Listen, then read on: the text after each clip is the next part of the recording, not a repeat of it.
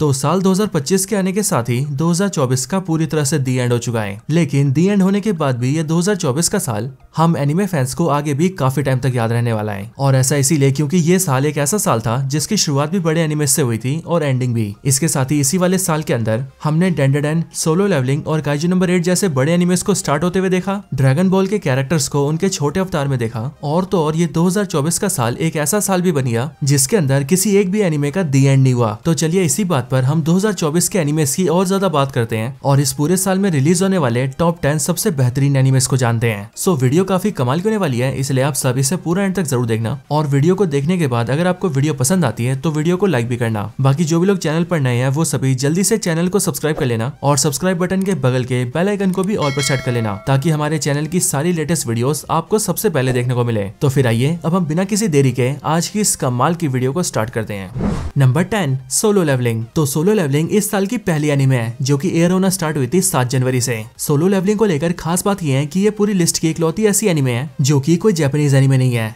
बल्कि ये असल में एक साउथ कोरियन एनिमे है जो कि पूरी तरह से बेस्ड है सोलो लेवलिंग नाम की एक मांगा के ऊपर। वैसे देखा जाए तो मांगा भी नहीं बल्कि मानवा, क्योंकि साउथ कोरिया के अंदर मांगा को मानवा कहा जाता है। सोलो लेवलिंग अपने रिलीज होने के पहले से ही बहुत ही फेमस है, लेकिन इस साल से जैसे सोलो लेवलिंग का एनिमे स्टार्ट हुआ वैसे इसकी पॉपुलैरिटी और भी ज्यादा बढ़ गई। सोलो लेवलिंग इस साल के सबसे बेस्ट एनिमेज में से एक है और अगर बात करें फैंस की तो फैंस को भी ये वाला एनिमे बहुत ज्यादा पसंद आया है। सोलो लेवलिंग के सीजन 1 के अंदर टोटल 12 एपिसोड्स हैं और हाँ अगर बात करें इसके सीजन 2 की तो इसका सीजन 2 भी स्टार्ट हो चुका है और बिल्कुल सीजन 1 की तरह इसके सीजन 2 में भी टोटल 12 एपिसोड्स होंगे। और यहाँ तक कि मुझे तो ऐसा भी लग रहा है कि जिस तरह से सोलो लेवलिंग 2024 के सबसे बेस्ट एनिमेज में शामिल हो गया है, ठीक वैसे ही जब 2025 की लिस्ट आएगी तब उसके अंदर भी सोलो लेवलिंग जरूर शामिल होगा।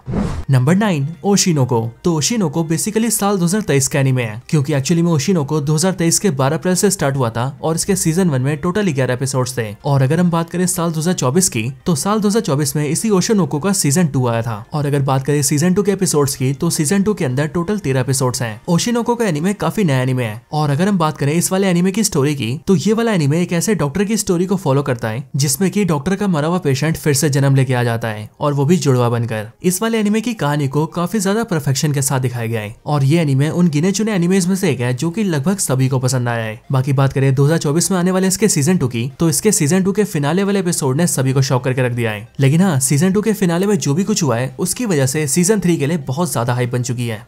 नंबर 8, डिलीशियस इन डंजन। तो डिलीशियस इन डंजन एक बहुत ही बेहतरीन और एक रिफ्रेशिंग एनिमे है। एक ऐसा एनिमे जिसे अगर आप देखते हैं तो आपको इसकी मिस्ट्री से प्यार हो जाएगा। इस वाले एनिमे के अंदर जिस तरह की फैंटेसी दिखाई गई है वो वन ऑफ द बेस्ट है। बाकी बात करें इस एनिमे के स्टार्ट डेट की तो ये वाला एनिमे स्टार्ट हुआ था 4 जनवरी से और जनवरी से लेकर जून तक हमें जो टोटल सीजन 1 दिखाया गया उसके अंदर टोटल 24 एपिसोड्स थे। वैसे यहाँ पर मैं इस बात को नोटिस कर पा रहा हूँ कि ये वाला एनिमे 4 जनवरी से स्टार्ट हुआ था और इसीलिए अगर देखा जाए तो सोलो लेवलिंग की तरह ही डिलीशियस इन डंजन भी इस साल का पहला एनिमे है। Number 7, wind breaker. तो विंड ब्रेकर की शुरुआत हुई थी इस साल के 5 अप्रैल से और इसके सीजन 1 के अंदर टोटल 13 एपिसोड्स हैं। वैसे विंड ब्रेकर के रिलीज से पहले किसी ने सोचा नहीं था कि रिलीज होने के बाद विंड ब्रेकर का एनिमे इतना ज्यादा फेमस हो जाएगा। विंड ब्रेकर वो एनिमे है जो कि कहानी फॉलो करती है हारुका साकुरा नाम के एक हाई स्कूल बॉय की और इसकी कहानी सिर्फ इतनी है कि ये फुरिन हाई स्कूल नाम के एक स्कूल में पढ़ता है और इसका सिर्फ यही मोटिव है कि ये अपने हाई स्कूल का सबसे बेस्ट फाइटर बनना चाहता है। अब देखा जाए तो एनिमे की स्टोरी देखने में काफी सिंपल है, लेकिन हाँ इसकी कहानी जितनी ज्यादा सिंपल है वो देखने में उतनी ही ज्यादा बढ़िया लगती है। और हाँ अगर बात करें इस एनिमे के सबसे बढ़िया पॉइंट्स की तो मेरे हिसाब से इस एनिमे के कैरेक्टर्स का डेवलपमेंट, एनिमे में दिखने वाला स्टोरी आर्क और कैरेक्टर्स के बीच का इंटेंस साइक्लिंग बैटल्स, ये सभी चीजें एनिमे का बेस्ट पार्ट है और शायद इन्हीं सब चीजों की वजह से ये वाला एनिमे साल 2024 के सबसे बेस्ट एनिमेज में से एक बन चुका है। Number 6, kaiju number 8। तो काइजू नंबर 8 अब तक रिलीज होने वाले शोनन एनिमेज में से one of the best anime है जो कि स्टार्ट हुआ था साल 2024 के 13 अप्रैल से। काइजू नंबर 8 स्टोरी फॉलो करती है काफका हिबिनो नाम के एक एडल्ट आदमी की, एक ऐसा आदमी जिसके पास ये कैपेबिलिटी है कि वो जब चाहे अपने आप को एक मॉन्स्टर में ट्रांसफॉर्म कर सकता है और ये आदमी यानी कि काफका हिबिनो अपने इन्हीं पावर्स का इस्तेमाल करके ह्यूमंस को काइजू से प्रोटेक्ट करता है, वो भी ऐसे काइजू से जो कि पूरी ह्यूमैनिटी को साफ करना चाहते हैं। काइजू नंबर 8 के सीजन 1 के अंदर टोटल 12 एपिसोड्स थे और सिर्फ इन 12 एपिसोड्स के साथ इसका सीजन 1 इतना ज्यादा हिट हो गया कि उसे देखते हुए इसके मेकर्स ने बहुत ही जल्द इसका सीजन 2 भी अनाउंस कर दिया। और अगर हम इसके सीजन 2 के रिलीज डेट की बात करें तो काइजू नंबर 8 का सीजन 2 इसी साल यानी कि 2025 के जुलाई से आना स्टार्ट हो जाएगा।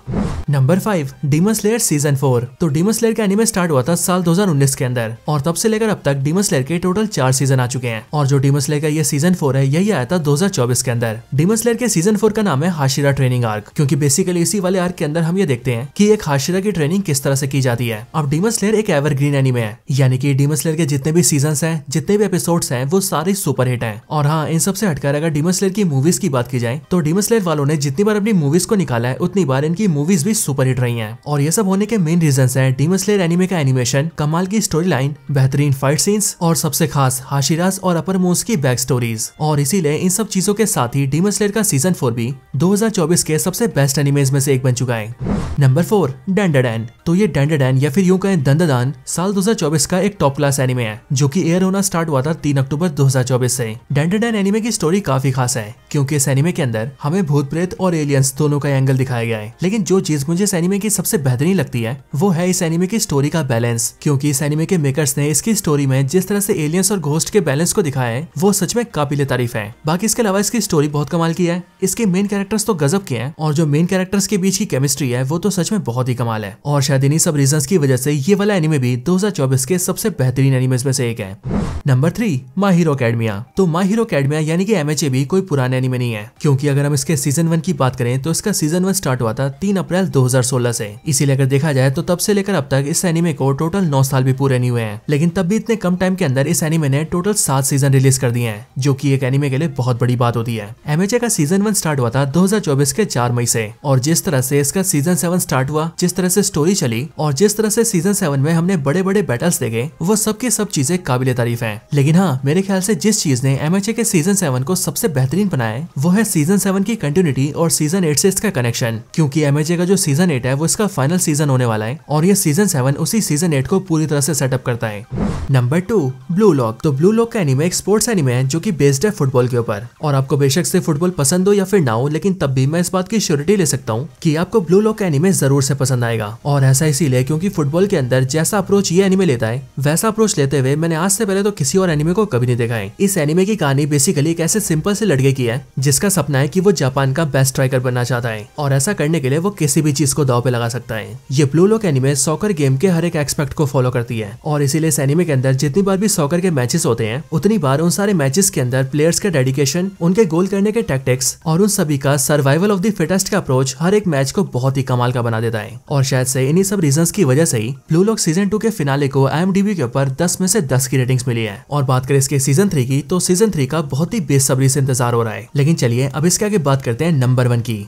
Number 1 Dragon Ball Daima. तो ड्रैगन बॉल की सारी सीरीज अपने आइकॉनिक कैरेक्टर्स, इंटेंस बैटल्स और बेहतरीन स्टोरी लाइन की वजह से बहुत ही ज्यादा फेमस है। और इसीलिए जब ड्रैगन बॉल सीरीज से ड्रैगन बॉल डायमा 2024 में रिलीज हुआ तब अपने रिलीज के साथ ही उसने सबका ध्यान अपनी तरफ खींच लिया। ड्रैगन बॉल डायमा असल में एक ऐसा एनिमे सीरीज है जिसके अंदर हमें ड्रैगन बॉल कैरेक्टर्स के स्मॉलर वर्जन्स दिखाए गए हैं। लेकिन हाँ, छोटे वर्जन्स होने के बाद भी ये सारे कैरेक्टर्स भी हमें उतना ही मजा देते हैं जितना मजा ड्रैगन बॉल के बड़े कैरेक्टर्स देते हैं। ड्रैगन बॉल डायमा भी एक बहुत ही कमाल का एनिमे सीरीज है और अगर हम बात करें इसके 2024 के सबसे बेस्ट एनिमे होने की तो इसके नंबर 1 होने के कई सारे रीजंस हैं, जैसे कि पिछले साल ही ड्रैगन बॉल के क्रिएटर अकीरा टोरियामा का निधन होना और ड्रैगन बॉल डायमा का ड्रैगन बॉल की सीरीज के साथ ऑफिशियली कनेक्ट होना और इन सबसे भी बढ़कर ड्रैगन बॉल के कैरेक्टर्स को उनके छोटे अवतार में देखना। इन सारे फैक्टर्स ने मिलकर ड्रैगन बॉल डायमा को 2024 का सबसे बेस्ट एनिमे बना दिया है। वैसे आपके हिसाब से नंबर 1 एनिमे कौन सा है, आप मुझे कमेंट्स के अंदर जरूर बताना।